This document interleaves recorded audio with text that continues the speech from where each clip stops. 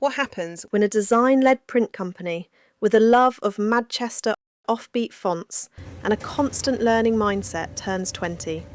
We sat down with Mike from Ex Why Zed to unpack 2 decades of bold ideas, creative reinvention, and setting the BPM of the print industry. Expect honesty, humour, and a few branding lessons learned along the way. So, 20 years of XYZ. Massive congratulations. Thank you. A big milestone, right? It is a long time, but honestly, it doesn't feel like a day over 19 years. So, we're going to take a deep dive into the business today from a design and branding perspective. Where did the name XYZ originally come from? Honestly, it was a bit of a light bulb moment at 2 a.m. At uni, we obsessively used a book called Smile in the Mind as our Bible for creative content. Yeah? Had kind of branding and logo designs just laced with a little bit of wit. So Okay. it fitted right in with that. It's a small test of brain power. Not everyone gets it. Even today, people still stumble over the name on the phone. Is this X? Is this X? One person confidently went with, is this Eggs White Head? But then comes that glorious moment. Oh, XYZ. I love that. And I think, yeah, you've passed the test. Yeah. Confused people, they remain confused. It's not for everyone, but then neither is chicken vindaloo or jazz. Yes. We like the spelling though, just the right level of wit and fun. Talk me through the original brand identity.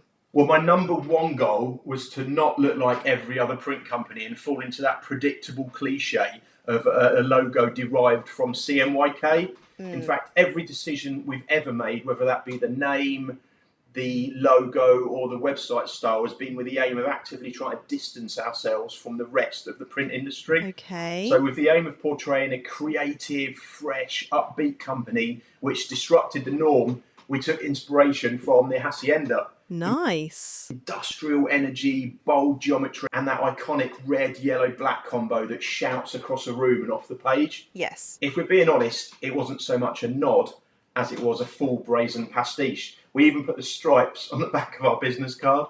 Oh, very cool. But if you know, you know. So credit where it's due, Ben Kelly absolutely nailed that graphic design system, and it worked for us too, because it certainly made people look when we handed the card over. I wonder what Patrick Bateman would have made of it. And Portago, why such a fractured, heavy type? It's a bold choice. Yeah, I chose Portago because it was an eye-catching and it was impossible to ignore.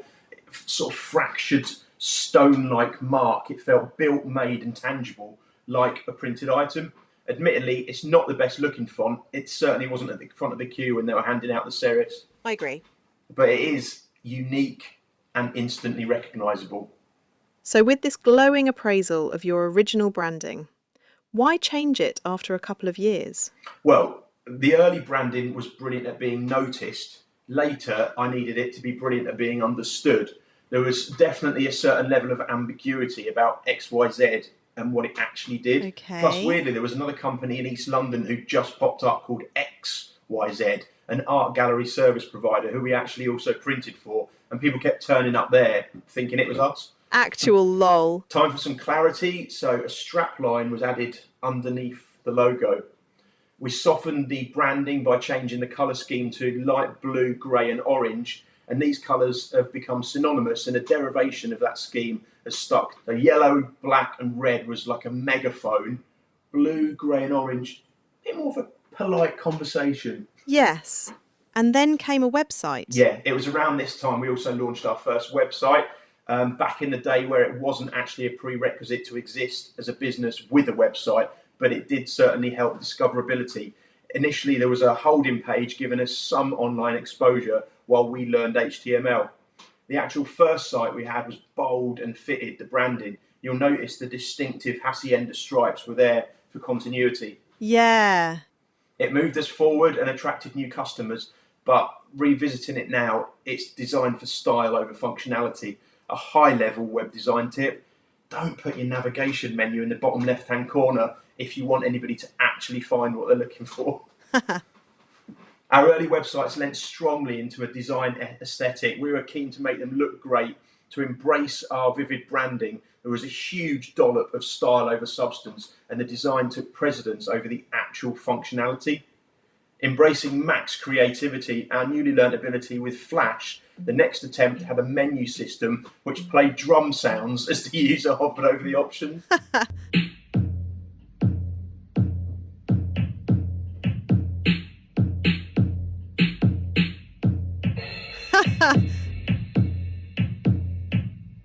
When the phone wasn't ringing, we'd sit there flicking between the toms, the snare, and the crash cymbal. It was like being in a print-based Oasis tribute act. I mean, comment below if you've ever seen anything like this before or since. We thought, oh, everyone likes clicking on the contact page, but that was probably because the cymbal noise was so pleasing to hear and the culmination of a mouse-led rock fill. Incredibly, this was soon phased out for something more static and less annoying. Jumping forward to the next incarnation was our 2011 site. I demanded a complete overhaul at this stage, starting completely from scratch to drive forward our digital presence. Do you enjoy the web design process? Oh, absolutely. It's super fun beginning the process with every page being meticulously drawn out on paper down to the last button. Endless A4 pages of sketches, annotations, tweaks, and final visuals. Real old school design, finding a solution before you go anywhere near a computer. And with a new resource I'd found called YouTube. What happened to them? I embraced a learning mindset to tackle HTML, CSS, and JavaScript. The new website was built from scratch in Dreamweaver. A test of patience, but hugely fulfilling when it actually went live. Remember, this was way before the days of AI websites that can be built with 2 clicks. This was coding from the ground up and appreciating how one bracket, comma, or dash in the wrong place could knock a whole page out of kilter. Again, I actively avoided looking at or being influenced by any other print companies. We wanted the style and layout to be fresh for Ex Why Zed and equally fresh for people who'd spent hours browsing and trawling through other print companies. It commanded attention because it was polished and heavily content and image led. This was the first time we tapped into our back catalogue, and photography of our work we printed was featured throughout. Looking for a printer who prints great work? Well, here's the great work we print. Not rocket science. It was crucial that we gave our novice and our rockstar clients as much information as possible. Expert guidance to help them get a quote, understand what was required to print a good project and move it forward. Information and help became as big a commodity at XYZ as our print quality. We were very careful to convey these jargon-filled, sometimes bewildering enlightenments in a clear, reassuring and colloquial way, laced with a touch of wit and humour that gave some brevity. And you'll also notice that the navigation menu has now been repositioned in the standard layout at the top of the page. So this newly launched website built credibility in our brand, and people were starting to take notice. We got nominated for Website of the Year Nice! at the Digital Printer Awards, coming a respectable second. Robbed of the top prize we were. Outrageous. Lol. Just as a quick segue, it is pretty amusing how often our website ideas get ripped off. We make a change, they make a change. It's flattering, but use your brain and come up with your own ideas. My favourite example of this was a print company in Surrey. I mean, they brazenly copied and pasted the whole of one page from ours onto their site. Brilliantly though, they also copied the links, so when one of their visitors clicked a link, it jumped back to us. Geniuses. Jumping forward to 2021, we find your most recent branding reinvention and a completely fresh logo with a colour scheme evolution to accompany it. Yeah, this was a big task. But in 2020, we found ourselves with an unexpected amount of free time. So we started from scratch again, took a deep dive into our values, ethos, and what we offered as a company. Okay. The tagline, "We transform your ideas into print," had been added as the H1 on our homepage, and this one line precisely and succinctly summed up exactly what we do. It referenced the customer side of the experience and the magical sauce that we add, a great creative union which culminates in the excitement of the printed work being delivered. Up to this point, we've been embracing the catchy alliteration, the coalface of creativity as our mantra, but that still carried a level of obscurity. So we promoted the H1 line to the strapline on our logo and set about crafting a new logo which illustrated this print journey. Which agency did the redesign for you? I personally do it myself. I have a complete appreciation for the importance of a logo and how it symbolises and carries the whole brand.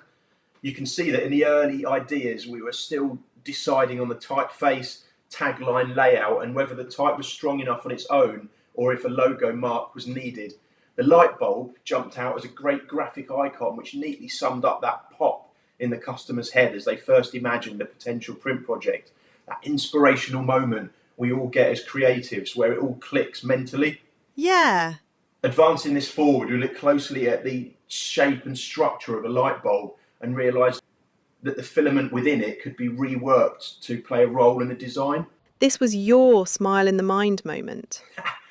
Exactly. How can we keep the linear and slightly ambiguous shape of the filament but make it work for our branding? Let's turn it into a stylised book. Yeah. So I tirelessly embarked on a journey to find the perfect angle, stroke weight and abstract depiction of a book to sit neatly within the light bulb. Should it be overhead or front on shot, closed or slightly open, vector artwork or more pictorial? Lots of decisions to be made. Yeah, but this is graphic design. This is the fun part. Yes. As I worked it back in with the text element of the logo, I was keen to make sure that the typeface wasn't too overbearing, that the light bulb was the main attention grabber and the typeface wasn't working too hard against it. Roboto was chosen as a clean, neat sans serif font, which also translates well to the web. Our tagline was kerned to sit neatly below XYZ, visually underlining what we did. Our light blue brand colour was dropped down to a tertiary accent. Whilst being engaging and reminiscent of a sky on a sunny day, it did have legibility issues when seen from a distance. So we introduced a darker navy in tandem with a mid-green shade. Of the 4 variations we were fine-tuning, this was the winning combination of logo mark and typography. The filament is a reader enjoying their book. Just a small circle is enough to depict the person's head popping up over the publication. The light blue outer bulb draws the eye, and the navy blue and green within it is strong enough to jump forward without being lost. Our name is set in the same navy shade to be immediately in the audience's eye, and the accompanying tagline is green, so visible but doesn't clash with the primary content. The colour scheme gave us plenty of scope to add accents within our website and lead the reader's eye around the page. Obviously, we couldn't miss a rebrand opportunity like this to get the A4 sheets out and redesign the site from scratch again. Well, it had been almost a decade. Exactly. And lockdown wasn't looking like it was finishing anytime soon. Boris still had plenty of parties to throw. Allegedly. So in time-honoured tradition, we got out the card, paper, scissors and coloured markers and started by listing every single page on our site, and there are over 500. Then working out the most cohesive and sensible way to get that wealth of content, insight and inspiration across to self-publishers, indie authors and designers. No small task. Next up was a full wireframing of the main pages to ensure above the fold content was punchy, relevant and engaging. We drew external inspiration again, but not from the generic, bland and repetitive websites in the print industry. I mean, is it a legal requirement that you have to state high quality printing with fast turnaround? Has anyone ever used a printer who proudly claimed to be average quality and a bit slow? Instead, we identified the best practices used by world-leading companies, the household names who will have undoubtedly ploughed billions into their UX and UI and web development. We analysed what they'd done, why content was placed where it was, what size, title and body text worked best, the optimum pecking order for menus and successful colour schemes. We embraced and dissected it all. Good idea. Yeah, it's actually exhilarating doing this, and you do start to look at websites with a new set of eyes. Okay. So here's our current website as of February 2026 and our 20th year anniversary. It's come a very long way since the one-page effort we dropped in 2008. I love the styling, the flow and its usability. People can come and visit us in Colchester, but a large percentage of people find us from this online shop face. Thank you for taking the time to share this awesome insight. Where will XYZ be in another 20 years? Well, we're at a big turning point now in tech, print and geopolitics.